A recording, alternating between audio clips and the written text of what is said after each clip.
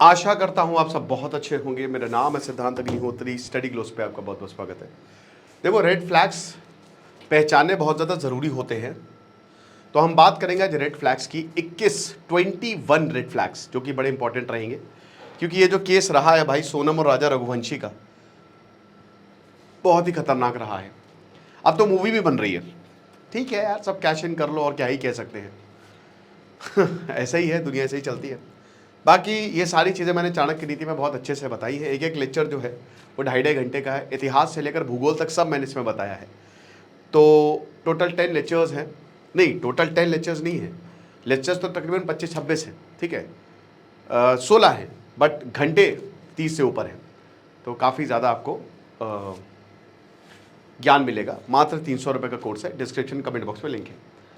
तो चैप्टर 1 सबसे पहले आपको समझना है कि रेड फ्लैग होते क्या हैं।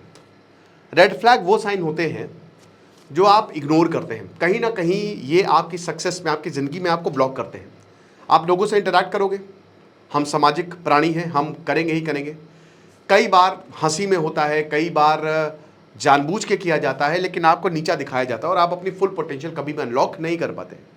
तो द फर्स्ट थिंग हमेशा याद रखना कि किस तरीके से आप ऑब्जर्व करिए कि वो लोगों से ट्रीट करते हैं। स्पेशली अगर आप मान लीजिए कि लड़की या लड़का देखने जा रहे हो या आप रिलेशनशिप में आना चाहते हो, तो देखिए कि जो अगला इंसान है वो दूसरों से कैसे ट्रीट करता है, स्पेशली जो उनसे कम है, जो वेटर्स हैं या फिर जो गरीब है या उनके जो काम करते हैं।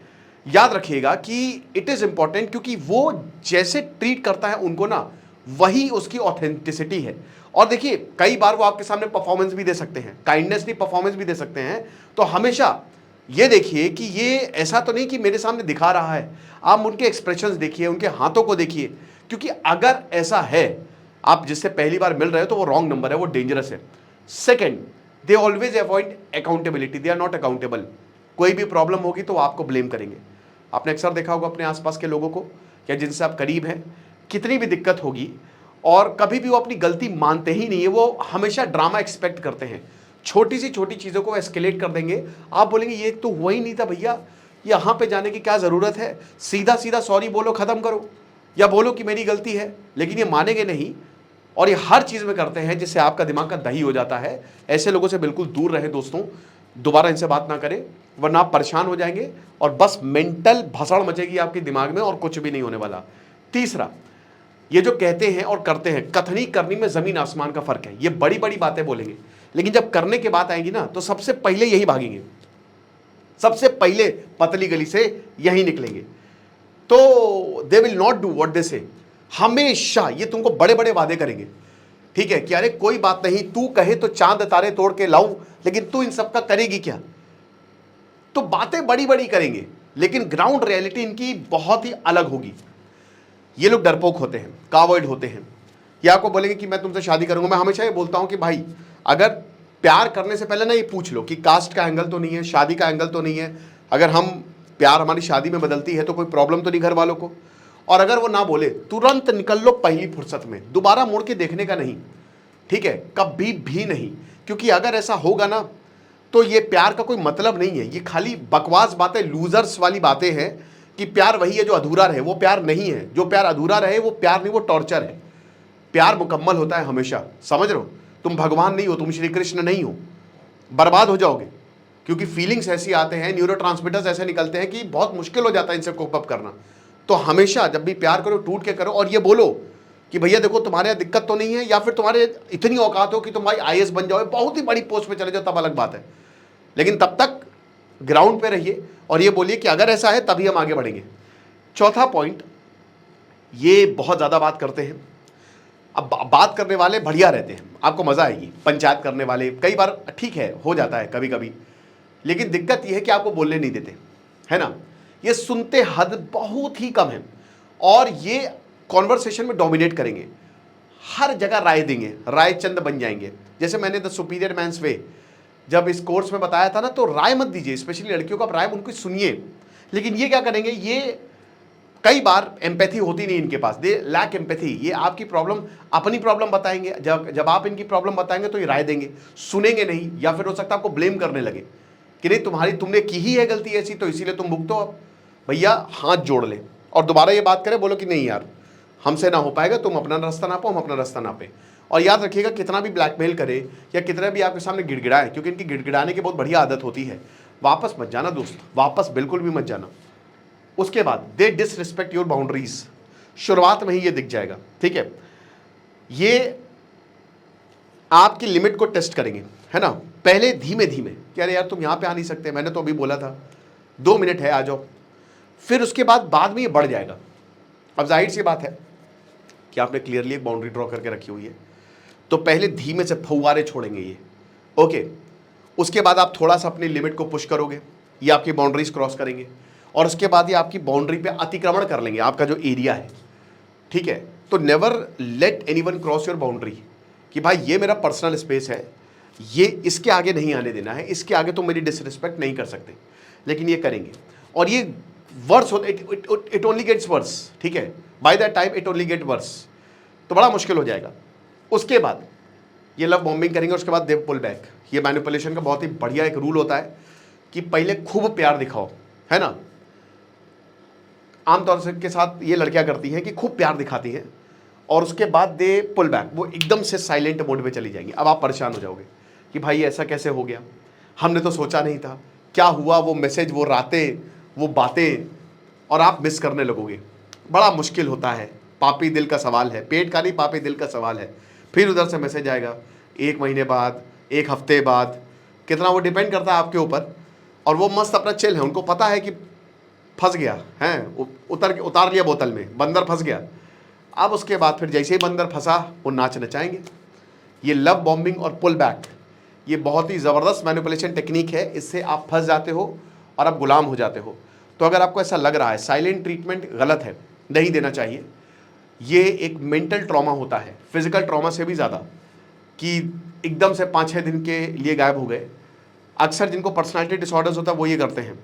तो अगर आपके साथ ये हो रहा है तो आपको ये जानना पड़ेगा कि मैं इमोशनली अब्यूज़ हो रहा हूँ, है ना, मेरी भावनाओं के साथ खेला जा रहा है। तो इसीलिए आपकी लाइफ है, आप अकेले हो यहाँ पे, दूसरा इंसान क्यों उसको कंट्रोल कर रहा है, थोड़ा सा आपको सख्त होना पड़ेगा और वहाँ से निकलना पड़ेगा। उसके बाद वो लगातार हर एक इंसान के बारे में पंचायत करते हैं। देखिए गॉसिपिंग कोई बुरी बात नहीं है, बस गॉसिप को गॉसिप की तरह ही रखिए, बहुत ज़्यादा गॉसिप मत करिए, करिए थोड़ा बहुत, फन रहता है लाइफ में।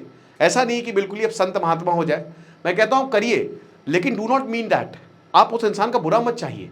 अगर 2 लोग आप किसी से बात कर रहे हैं और उससे तो बिल्कुल अपने क्लोज वन से गॉसिप करिए जिनसे आपकी अच्छी बॉन्डिंग हो, लेकिन उस इंसान का बुरा मत चाहिए और उसके बाद वो बात वही खत्म कर दीजिए। और बिल्कुल ही गॉसिप, पता चला बात करें तो 100% आपकी बात हो रही है तो 100% गॉसिप नहीं, गलत है ये। तो इसका मतलब वो आपकी भी बात करता होगा दूसरों से, वो आपकी भी पंचायत करता होगा दूसरों से, ही इज नॉट ट्रस्टवर्दी, ही और शी नॉट ट्रस्टवर्दी। अगला, वो अगर आप छोटे छोटे सवाल पूछते हैं सो दे गेट डिफेंसिव, ठीक है। याद रखिएगा कि ऑनेस्ट पीपल, है ना, दे डोंट लाई, वो आपको बता देंगे जो भी होगा। लेकिन जो ये बनावटी लोग होते हैं ना, ये क्या करेंगे, अगर आप इनके बारे में पूछेंगे कल रात कहाँ थे भाई बता दो, मैंने ये देखा मैसेज पे, तो ये बहुत ज़्यादा डिफेंसिव हो जाएंगे।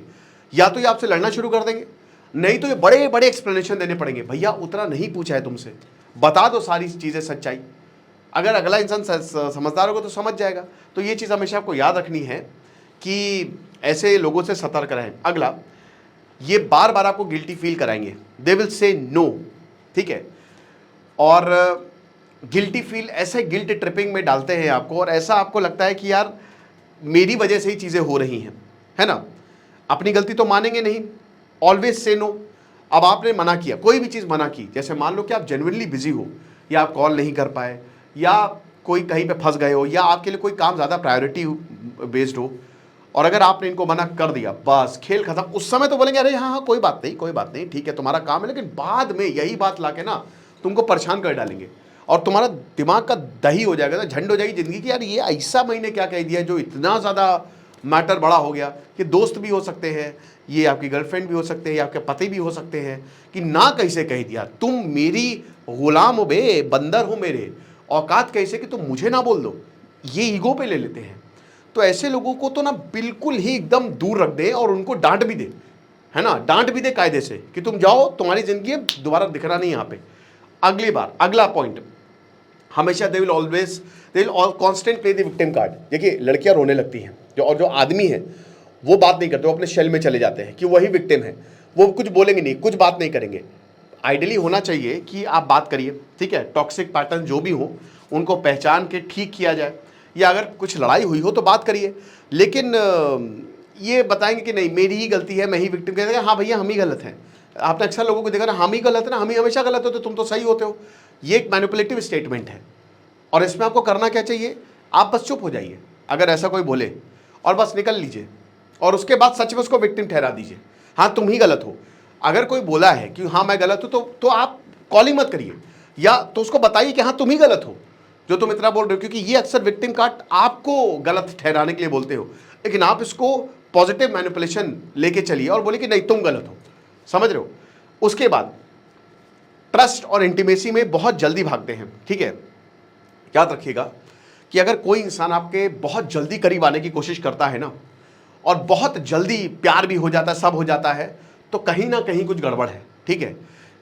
चीज़ें धीमे धीमे आगे बढ़ती हैं, 1 हफ्ते में 2 हफ्ते में चीज़ें हो जा रही हैं, थोड़ा सा वक्त दीजिए, ठीक है, अपने इंटेंशंस को। तो रश इंटीमेसी या ट्रस्ट नहीं होना चाहिए। उसके बाद आपकी सक्सेस को दे कांट हैंडल।